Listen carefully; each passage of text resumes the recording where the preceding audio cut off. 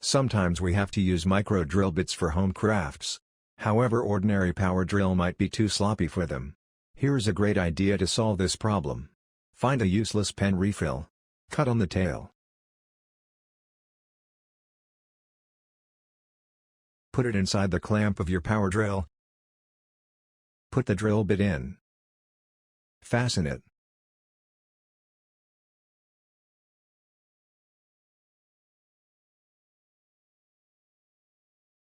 Here we go.